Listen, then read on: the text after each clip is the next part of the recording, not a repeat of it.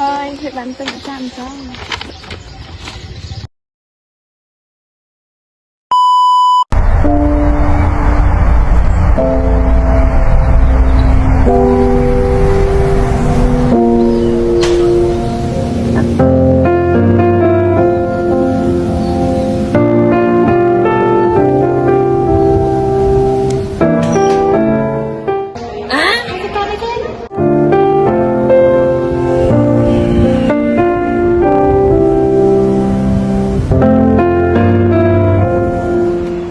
cái này sẵn mấy cô mơ mê hiểm trang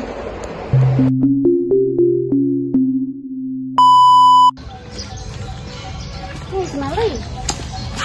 hãy cái ấy nó nhom khơi nhảy xét mà ngày ta nhom vậy chắc khơi à cam bờ lon khai muốn á nhom thua ban lần thua lỡ sọt lời nó khai họ khai nó cũng chụp đo ba bờ lon này tạm tờ hai thua cho đừng lấy đâm mây ơi ca sao mà nhom đâu xa lắm sao ôi nhưng chân á nhom khơi cam bờ lon bảo ai thua ban lần thua lỡ tại ai thua đừng lấy đâm mây ơi thua ban lần thua lỡ bọt nè sẽ nhom vinh mến ca sao mà nhom ca tại sao lá hai tụi ban lần thua lỡ nó hết cô đại sao này nhom hở kìa nơi cam bị thi mùi hai nhom tay dạ áo nụ bọt nơi cam bị thi nâng chia nhận ngóp để trái qua ai là thua này ca sao mà nhom có ca tại lỡ phần nàyแต่เราคิดว่าให้ไว้บางอย่างตัวบ้านเราตัวพอเราเอาเรื่องการศึกษาเราเอาเนี่ยตัวอังคณีการสมัยยุคปัจจุบันตายันจับการเรียบร้อยตัวอังคณีแต่ตัวอังคณีเราจะสอนได้กี่เช่นกันstudy គឺជាកម្មវិធីទូរស័ព្ទដៃដែលជួយយ៉ាងច្រើនទៅដល់សិស្សានុសិស្សពីព្រោះនៅក្នុង app នឹងដែរគឺមានតកតងជាមួយនឹងវិធីសាស្ត្ររៀនក៏ដូចជាវីដេអូលើកទឹកចិត្តក៏ដូចជាវិធីសាស្ត្រក្នុងការកំណត់កាលវិភាគយើងដឹងថាដើម្បីឲ្យការសិក្សារបស់យើងទទួលបានលទ្ធផលល្អតើយើងដឹងពីវិធីសាស្ត្ររៀនអ្នកខ្លះគាត់ផងរៀនដែរប៉ុន្តែគាត់នៅទទួលបានលទ្ធផលល្អដោយសារតែអីដោយសារតែគាត់ដឹងថាតើគាត់គួរតែរៀនម៉េចដើម្បីគាត់ទទួលបានលទ្ធផលល្អហើយមួយវិញទៀតនៅពេលដែលសិស្សានុសិស្សគាត់បាក់ទឹកចិត្តនៅក្នុងការសិក្សារៀនសូត្រសិស្សានុសិស្សអាចចូលមកក្នុងកម្មវិធី self study ដើម្បីស្រាវជ្រាវដើម្បីរកនៅ motivation ក៏ដូចជាកម្លាំងចិត្តផ្សេងៗដើម្បីជំរុញទៅដល់ការសិក្សារបស់គាត់នឹងឲ្យទទួលបានលទ្ធផលល្អមិនតែប៉ុណ្ណោះនៅក្នុង app នោះដែរគឺមាននៅ note និង AI chatbot ដែល AI chatbot ហ្នឹងគឺយើងអាចសួរនៅអ្វីដែលយើងមានចម្ងល់នៅក្នុងចិត្តហើយ note ហ្នឹងគឺយើងអាច note សំខាន់ពីព្រោះពេលខ្លះយើងខ្ជិល note នៅក្នុងសភៅពីព្រោះការដែលយើង note នៅក្នុងសភៅអាចធ្វើឲ្យយើងបាត់កត្តាហ្នឹងទៅក៏ផ្ដល់នូវផលវិបាកដល់យើងដែរតែអ្នកបង្កើតថាកម្មវិធីនេះជួយដល់ការសិក្សារបស់ខ្ញុំ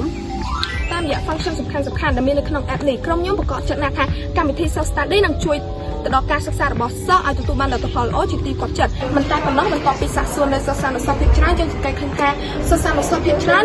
ជួបប្រទះនឹងបញ្ហាដូចគ្នាដូចជាបាក់ទឹកចិត្តក្នុងការសិក្សារៀនសូត្រមិនដឹងពីវិធីសាស្ត្រក្នុងការសិក្សារៀនសូត្រក៏ដូចជាពិបាកក្នុងការកំណត់ផែនការកំណត់កាលវិភាគក្នុងការសិក្សាដើម្បីឲ្យ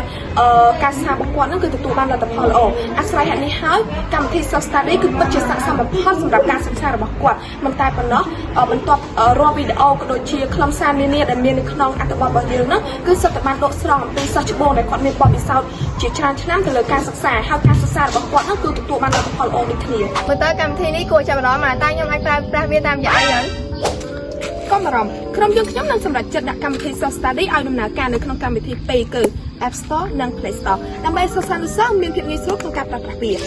ហើយក្រុមរបស់យើងផងដែរនឹងធ្វើការផ្សព្វផ្សាយវានៅក្នុងសាលាតាមរយៈលិខិតប័ណ្ណផ្សេងៗព្រមទាំងផ្សព្វផ្សាយវាទៅលើគេហទំព័រឬ website ផ្សេងៗដែលពួកយើងមាន